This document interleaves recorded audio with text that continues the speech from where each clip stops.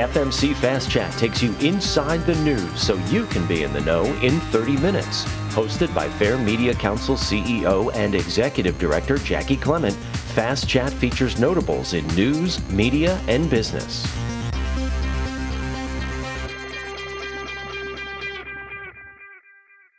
Thank you for joining us, and please remember to subscribe to our podcast. With us today, Phil Rosenthal, who basically needs no introduction. Phil, what's it like to have achieved such fame that you don't need to be introduced anymore? I'm not sure that you should be so confident that everybody knows who I am, but that's very nice of you. Thank you. As of yesterday, you can now introduce me as New York Times best-selling author. Ooh. Go, yep. Phil, congratulations. We just hit yesterday, we hit the New York Times bestseller list at number 3 in our debut. Instant bestseller, they said. I've never had anything like that, so I'm very, very excited. So what are you going to do to celebrate? I eat something. What's your favorite food?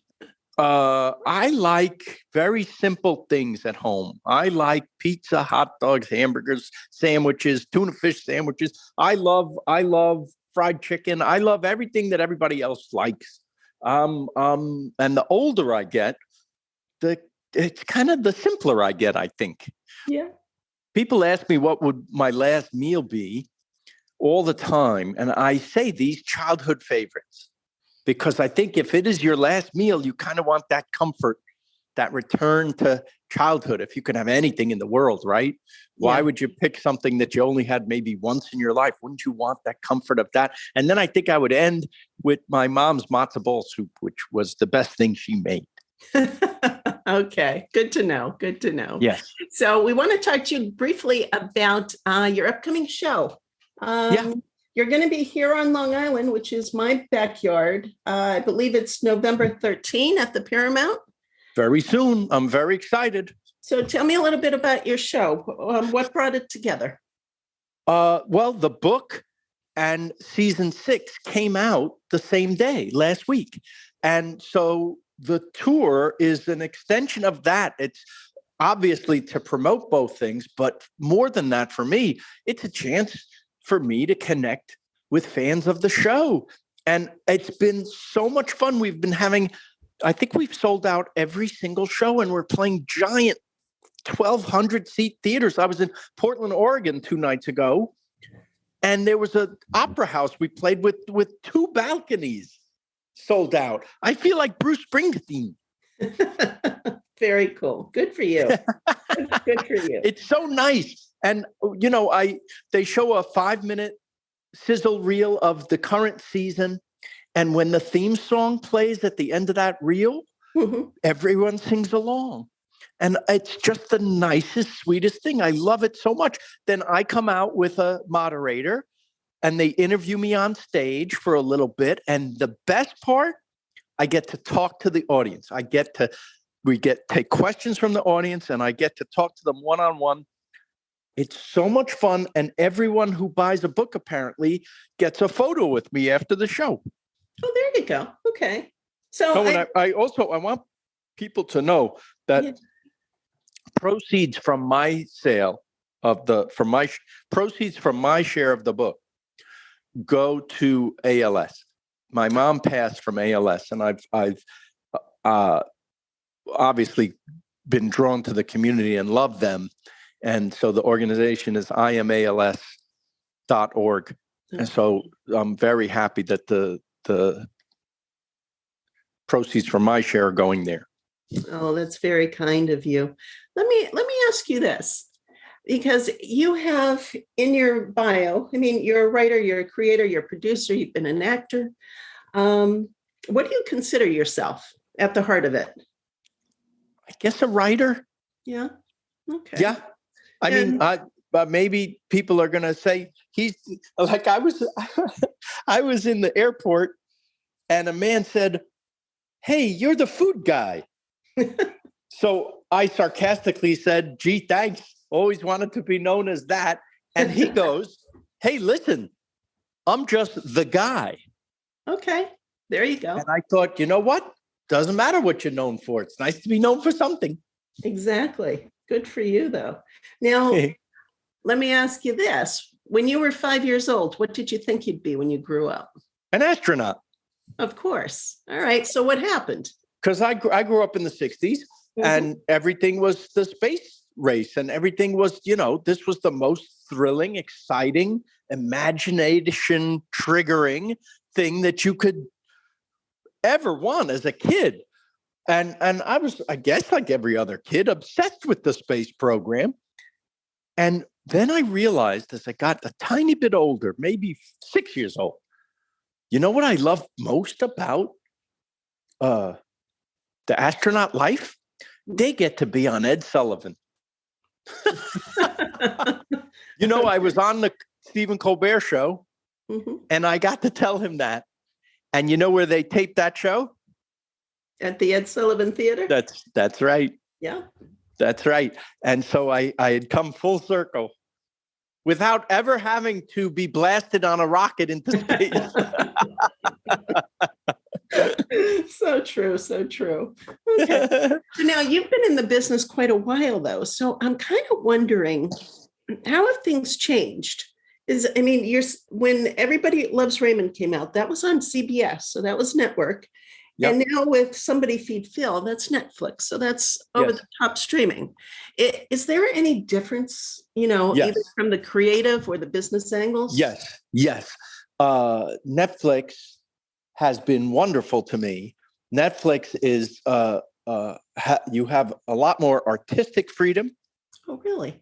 And the reach of Netflix has made me whatever I am today, meaning I can go to virtually any country on the earth and they know me.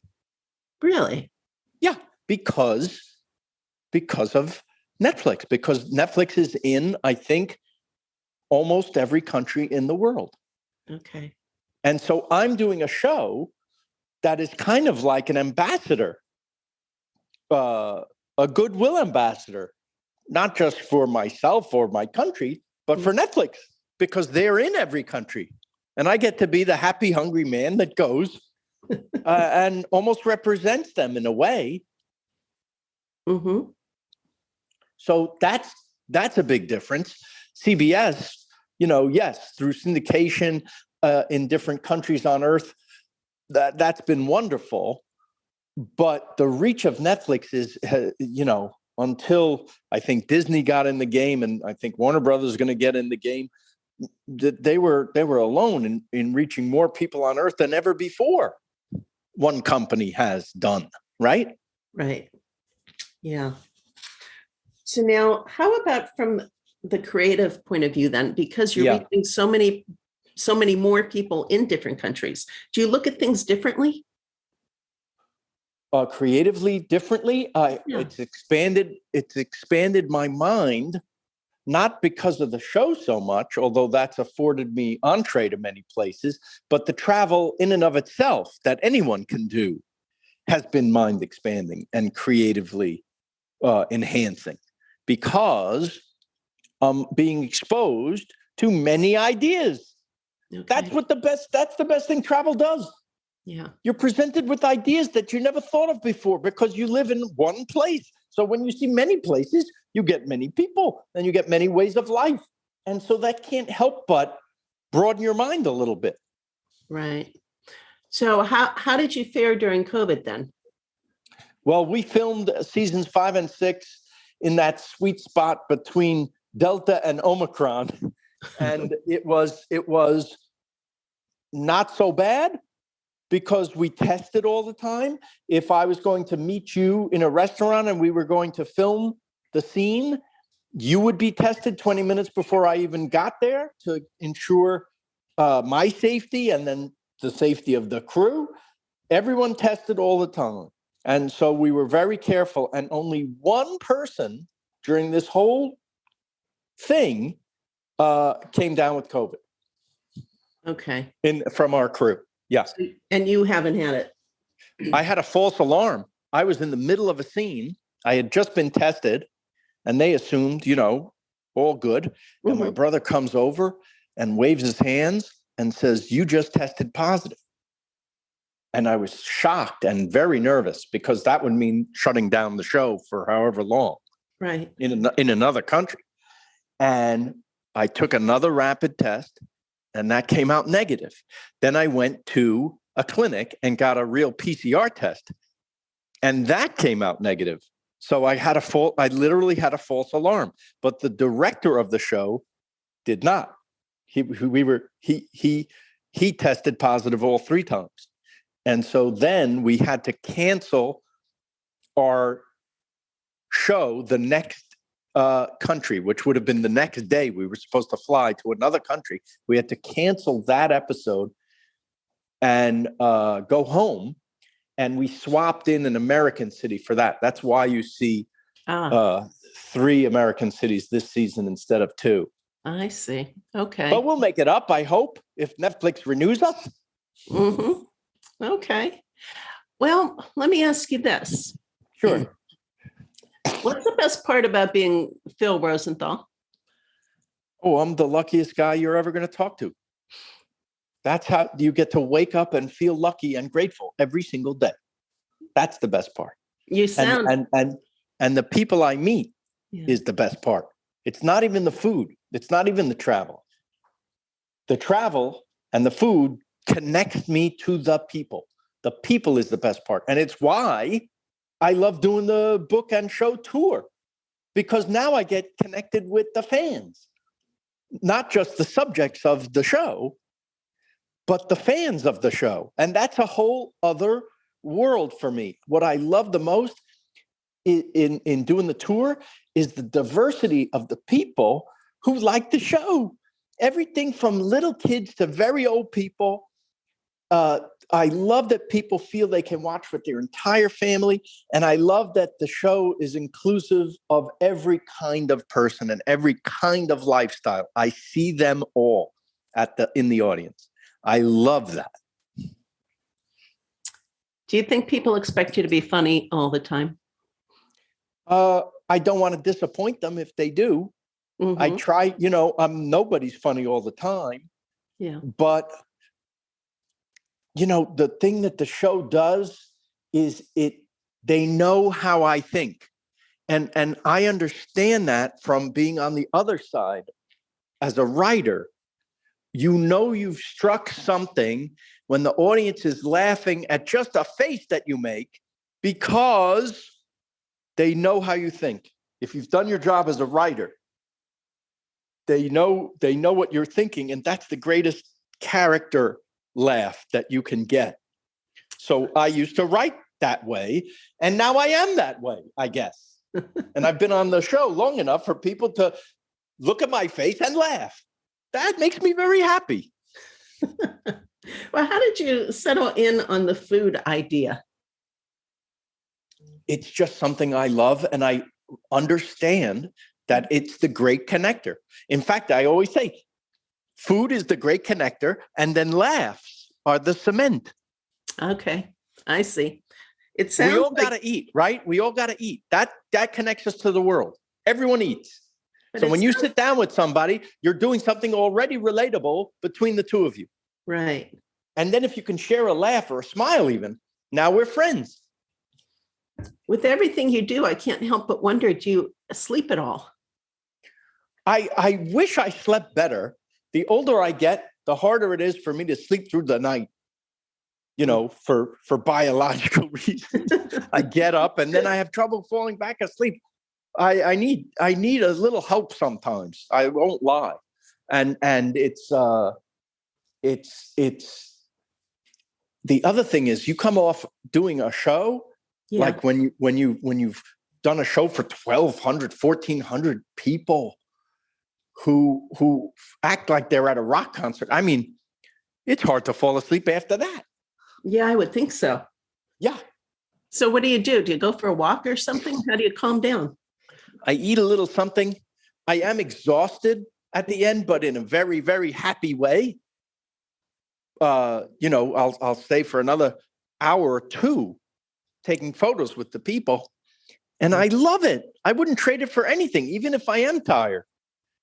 Oh, well, you sound insanely happy. I will tell you that. Insane, certainly. Yes.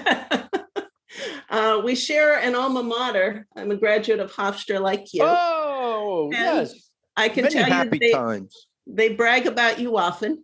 Do you know I got to do the commencement speech No, I about didn't 10 years ago? It's on YouTube. You can see it.